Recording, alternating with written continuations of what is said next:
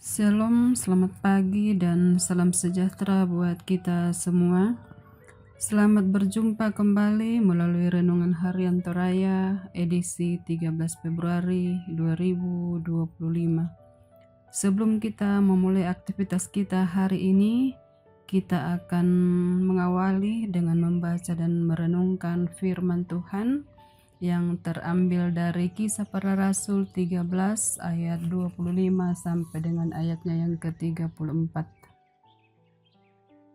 Kita berdoa. Segala hormat, puji dan syukur Tuhan patut kami angkat kepadamu pada pagi hari ini, mendendai segala kasih dan penyertaan Tuhan yang terus kami alami di sepanjang kehidupan kami.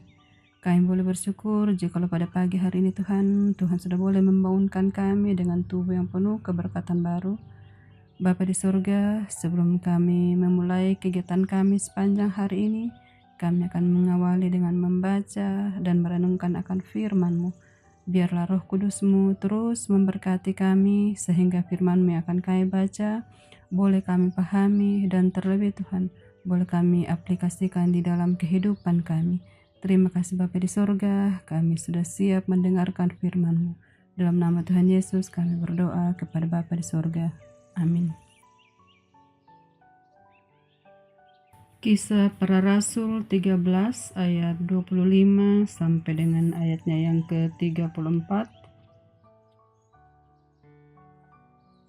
Dan ketika Yohanes hampir selesai menunaikan tugasnya, ia berkata, "Aku bukanlah dia yang kamu sangka, tetapi ia akan datang kemudian daripadaku. Membuka kasut dari kakinya pun aku tidak layak. Hai saudara-saudaraku, baik yang termasuk keturunan Abraham maupun yang takut akan Allah, kabar keselamatan itu sudah disampaikan kepada kita. Sebab penduduk Yerusalem dan pemimpin-pemimpinnya tidak mengakui Yesus. Dengan menjatuhkan hukuman mati atas dia, mereka menggenapi perkataan nabi-nabi yang dibacakan setiap hari Sabat. Dan meskipun mereka tidak menemukan sesuatu yang dapat menjadi alasan untuk hukuman mati itu, namun mereka telah meminta kepada Pilatus supaya ia dibunuh. Dan setelah mereka menggenapi segala sesuatu yang ada tertulis tentang dia, mereka menurunkan dia dari kayu salib, lalu membaringkannya di dalam kubur. Tetapi Allah membangkitkan dia dari antara orang mati, dan selama beberapa waktu ia menampakkan diri kepada mereka yang mengikuti dia dari Galilea ke Yerusalem. Mereka itulah yang sekarang menjadi saksinya bagi umat ini. Dan kami sekarang memberitakan kabar kesukaan kepada kamu, yaitu bahwa janji yang diberikan kepada nenek moyang kita telah digenapi Allah kepada kita, keturunan mereka, dengan membangkitkan Yesus seperti yang ada tertulis dalam Mazmur kedua. Anakku engkau, aku telah memperanakkan engkau pada hari ini. Allah telah membangkitkan dia dari antara orang mati dan ia tidak akan diserahkan kembali kepada kebinasaan. Hal itu dinyatakan oleh Tuhan dalam firman ini. Aku akan menggenapi kepadamu janji-janji yang kudus yang dapat dipercayai yang telah kuberikan kepada Daud. Amin. Tema renungan kita pagi hari ini, janji itu telah digenapi.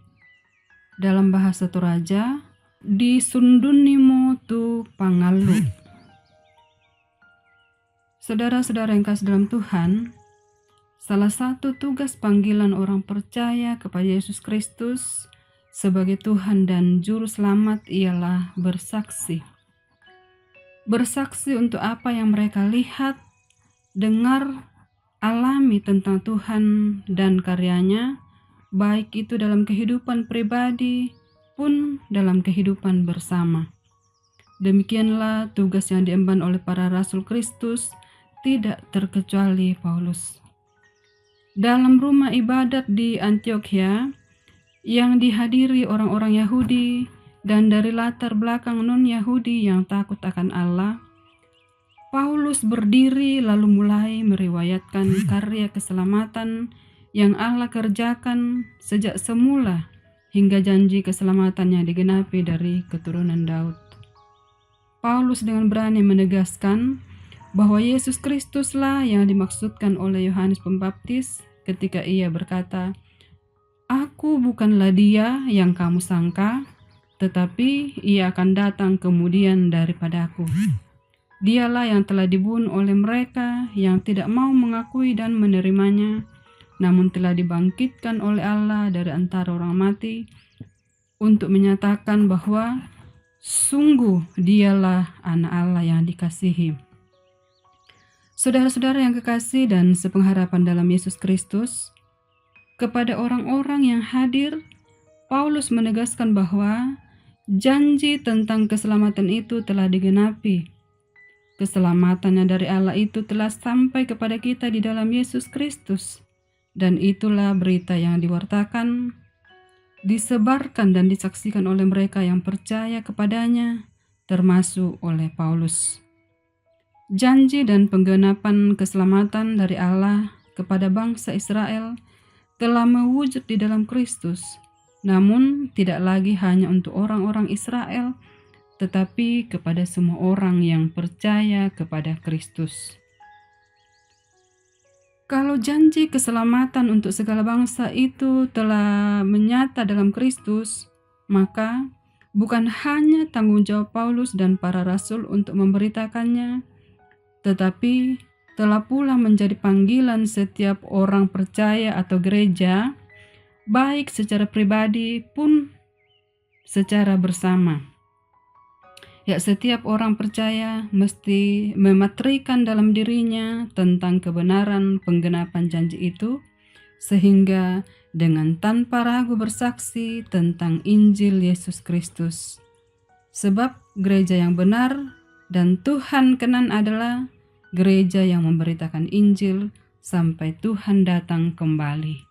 Amin. Kita berdoa. Kami mengucap syukur kepadamu ya Bapa buat tuntunan dan penyertaan-Mu pada pagi hari ini. Tuhan sudah boleh memperkenankan kami untuk boleh membaca, mendengar dan merenungkan sebagian kecil daripada firman kebenaran Tuhan.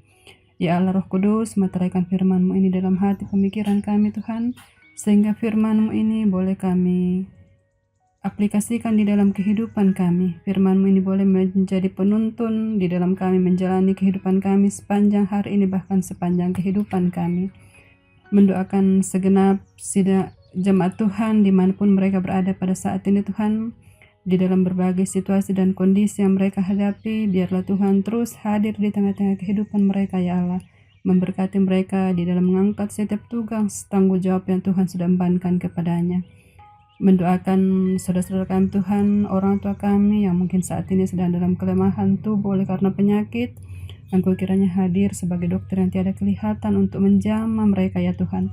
Berkati tangan-tangan para medis yang merawatnya, berkati obat makanan nutrisi yang dikonsumsinya, agar lewat kesemuanya itu boleh membawa pemulihan kepada saudara-saudara kami yang saat ini sedang berjuang untuk pulih dari penyakit. Mendoakan jemaat-Mu Tuhan yang saat ini sedang bergumul oleh karena masalah ekonomi, Tuhan kiranya berkati setiap usaha kerja yang mereka lakukan ya Tuhan. Kami yakin dan percaya bahwa Tuhan tidak pernah meninggalkan setiap anak-anak-Mu yang terus setia berharap kepada-Mu ya Bapa. Terima kasih Bapa dalam surga, berkati orang tua kami di dalam menjalani usia indah mereka ya Tuhan. Tuhan senantiasa memberikan kesehatan kekuatan yang baik kepada mereka, agar dengan penuh sukacita Tuhan boleh menjalani usia indah bersama dengan anak cucu mereka. Bapa di surga, mendoakan anak-anak kekasih jemaat-Mu yang dalam bangku pendidikan, mulai dari tingkat SD hingga ke perguruan tinggi. Tuhan tuntun anak-anak kami Tuhan, kiranya mereka terus menuntut ilmu seturut dengan kehendak-Mu, dan kelak Tuhan boleh berhasil hanya karena tuntunan dan penyertaan Tuhan semata-mata.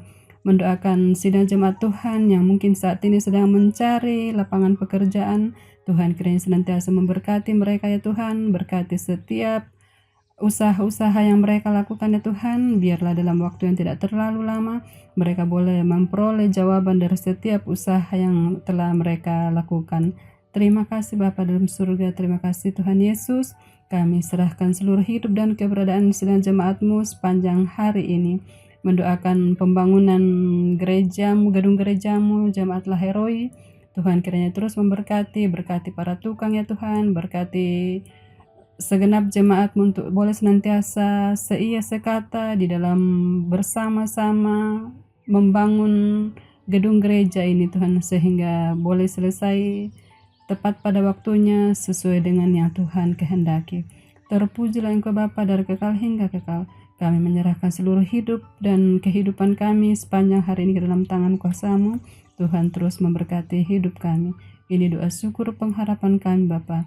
Ampuni segala dosa pelanggaran kami ya Bapa. Kami datang kepadamu hanya dalam nama Tuhan Yesus. Kami berdoa dan mengucap syukur kepada Bapa di surga. Amin. Demikianlah renungan harian Toraya pada pagi hari ini. Selamat beraktivitas. Tuhan Yesus senantiasa memberkati. Salam sejahtera buat kita semua.